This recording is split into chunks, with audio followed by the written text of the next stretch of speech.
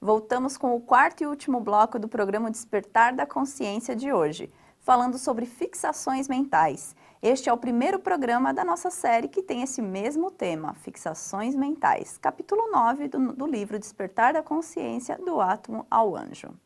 Sebastião, então falando um pouco mais dessa questão das fixações mentais e inclusive o que você trouxe de outras elucidações nesse sentido, a fixação mental, e se ela for composta por pensamentos edificantes, ideias de boas realizações?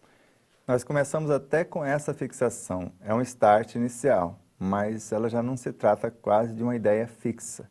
Eu posso ter uma ideia fixa na saúde, mas as entrelinhas, as minúcias dessa saúde vai estar mais para a concentração de todos os meus potenciais. Isso é Leon Denis na obra O Programa do Ser, do Destino e da Dor, quando ele fala que todos os poderes da alma resumem-se em 3 palavras: querer, saber, amar. O querer é eu concentrar a minha vontade, todos os seus potenciais para o alvo que eu quero conquistar, para aquilo que eu quero governar e etc. Mas por mais que eu fixe, que eu concentre, se eu não souber, se eu não conhecer as leis e as forças com as quais vou lidar, e com ideias fixas, com ideias pré-concebidas, não se faz estudo.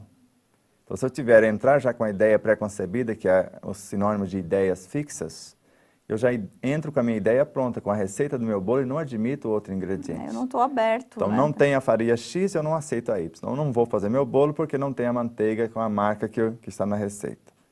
Então, quando a gente fala, né, mas eu sempre fiz assim, é uma ideia fixa, é uma ideia né? fixa. Mas sempre foi desse jeito. Então, essa Exato. dificuldade, muitas vezes, de mudar algum tipo de comportamento, uma conduta, e se basear, né, por algo, esse padrão, essa regra de conduta que sempre foi assim, então isso também é uma espécie de fixação, e eu não me permito. Muitas vezes até aquilo já não funciona mais, aquilo não está dando certo, mas eu ainda insisto em fazer daquele jeito. Então, entra também nesse sentido. Nesse sentido, são as ideias cristalizadas, e nós vemos isso tanto em nosso meio, no meio espírita, mas Kardec não disse isso. Mas o que você estudou de Kardec?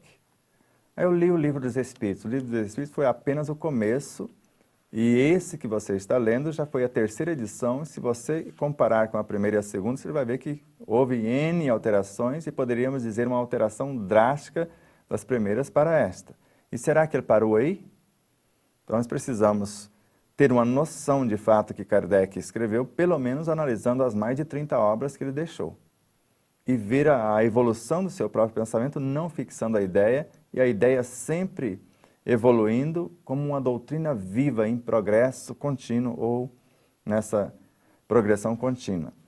Mas você só estudou, você só leu Kardec e os seus colaboradores, Leon Denis, Gabriel Delany, Gustave Gelei, Ebb Sargent, e vários outros de sua época, que deram continuidade ao seu pensamento, alargando o seu pensamento. Mas você parou aí? E Joana de Ângeles, Emmanuel, André Luiz, esse universo de informações que veio através de incontáveis seres que atualizaram de alguma forma ou engrandeceram de outra forma o próprio pensamento que deu base a esta que nós chamamos a doutrina dos espíritos. Então, se eu ficar parado no tempo, fixando ideias, eu não vou admitir, e tem pessoas que têm as suas ideias fixas, mesmo lendo Kardec, não estudando, não admite mesmo que se Kardec disse no outro momento. Por exemplo, Deus é a causa, mas não é o autor. Está na questão 14 do Livro dos Espíritos. Aí nós vamos lá na Gênese, Deus é a unidade e ao mesmo tempo a variedade, ou seja, é a causa e o efeito também. É a obra e o autor também. Ou seja, se nós olharmos para dentro de nós, como Joana fala, que não tem como dissociar o corpo do espírito. Porque se a mente é uma emanação da nossa consciência, o pensamento é uma exteriorização da consciência por meio da mente e pode transformar-se no universo perispiritual. Se o perispírito é uma exteriorização da mente e o corpo físico é uma materialização desse, como nos mostra André Luiz na obra Entre a Terra e o Céu, que nós podemos, se tivermos a mente educada, atrair as partículas, construir os nossos próprios veículos de expressão, porque no futuro esse vai ser o mecanismo da reencarnação. Eu vou presidir a minha própria reencarnação a partir de mim mesmo. Então não vai ter uma mulher, com todo respeito, como mãe, não vai ter um homem como pai, para fornecer-me ou auxiliar-me. Sou eu que tenho autoridade já para fazer o meu próprio processo e o meu próprio projeto e a materialização daquilo que pretendo. Então, quando eu compreendo que o meu universo biológico está dentro do meu perispírito e não fora, o perispírito e este dentro da mente e a mente no espírito, eu olho para mim e vejo o meu próprio universo, que é o que Salvador Gentili, na obra Passe Magnética, ele fala. Como se tudo fosse o corpo ciclópico de Deus, o corpo gigante. De modo que ele, olhando para o seu corpo, veria os universos, as galáxias, as dimensões dentro do seu corpo. Ele é a consciência, mas tudo isso está na consciência. Como nós, se olhássemos para nós, veríamos o nosso universo dentro da nossa própria realidade.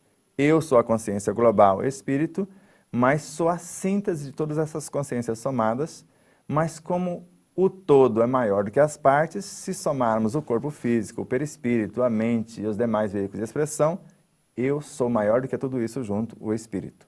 Porque tem algo a mais do que tudo isso. Por isso que nós falamos, a partir das informações de Leon Denis, de Ebb Sargent, na obra Base Científica do Espiritismo, que na essência Deus é imutável, mas na expressão ele já se torna mutável. Porque quando penso, eu estou exteriorizando parte da minha essência que é imutável.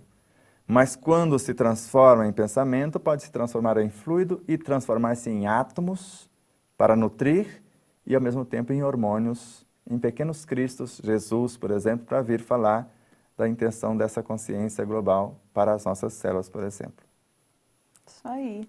Sebastião, então, em meio a tudo isso que você está trazendo, eu vejo que já falamos, né, da questão do quanto o orgulho acaba sendo, acho que o processo que mais dificulta, né, a imperfeição que faz com que a gente ainda fique tão fixado nessas questões, né, essa fixação mental. Então, a virtude que nos auxilia a transformar, né, inclusive essa fixação, é a própria humildade, né? A humildade, como já dizia Confúcio, e quem tiver dúvida disso vai poder perguntar para ele daqui a uns dias. Porque Divaldo Pereira Franco, na obra ou no seminário Transição Planetária, ele narra que Buda, Krishna, Lao Tse, Confúcio e outros estão voltando. E Confúcio já acreditava que a humildade é o alicerce das virtudes. Para Francis Bacon, a consciência, que é a estrutura das virtudes. E Joana de Anjos, a paciência que teria a capacidade de organizar em cima desse alicerce essa estrutura. Porque não se constrói uma virtude do dia para a noite. Às vezes são incontáveis repetições, iniciando pelas ideias fixas, depois na concentração das ideias, depois no aprimoramento até chegarmos ao estado de virtudes. E as virtudes nunca são fixas, são eternos aprendizes que a cada segundo ela assimila novos valores e vai acelerando o seu processo. E como que a gente faz, então, para dar esse primeiro passo?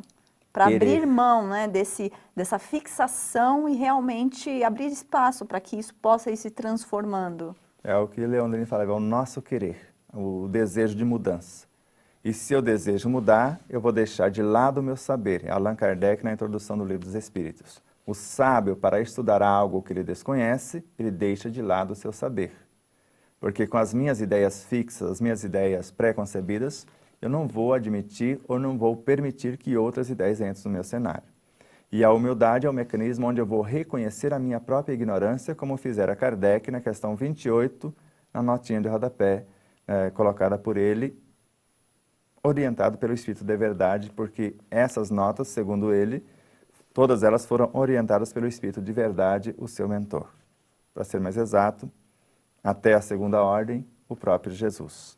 Mas já se admite a possibilidade do Espírito de Verdade, como na obra de Carlo Bacelli, Vianney, o Cura d'Ars, que seja João o Batista. E nada contra, e tem muita lógica, porque Jesus falou que enviaria um outro Consolador. Então não seria ele diretamente.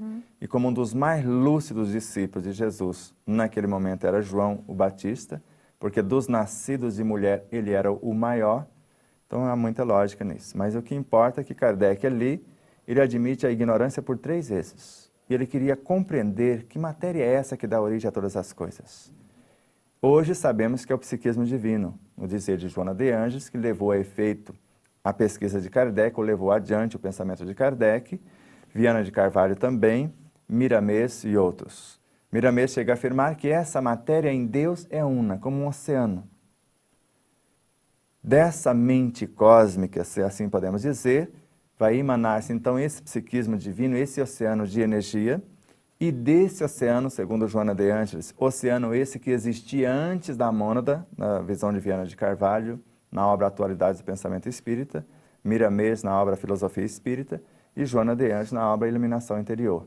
Agora, então, desse psiquismo destaca-se os fascículos de luz. E desse psiquismo que destacou esses fascículos de luz, esses fascículos de luz vão se unir para formar o amor. É uma coisa admirável, não é isso? E do amor nascem todas as coisas. Por isso que ele se torna a matéria-prima do cosmos, o espírito como princípio inteligente. E analisando em vários autores que estiveram na época da codificação e deram sequência através do processo reencarnatório nesta expansão desses ensinos, nós vamos achando esses fragmentos e formando um enredo, ou pegando retalhos e fazendo uma coxa belíssima nesta espaçonave de luz que nós chamamos a doutrina dos espíritos. Isso aí. Nosso programa, então, de hoje chegou ao final, mas é só o início, né, desse estudo sobre as fixações mentais. E você que está, então, acompanhando nosso programa, quiser assistir novamente este e outros programas, é só você entrar no nosso site, tvmundomaior.com.br. Dúvidas ou sugestões? Mande-nos um e-mail para despertar@tvmundomaior.com.br. Sebastião, muito obrigada pelo nosso primeiro programa desta série, programa de hoje. Eu vou ficar concentrado numa ação amorosa, generosa, de gratidão, de alegria, de ter o nosso telespectador como nosso maior parceiro, os nossos colaboradores na expansão dessas ideias. E também na progressão tanto da evolução da TV Mundo Maior em todos os sentidos e as nossas afiliadas, nossas parceiras também. Muito obrigada a você que acompanhou o nosso programa e já fica aí o convite para estar conosco no nosso próximo programa. Até lá!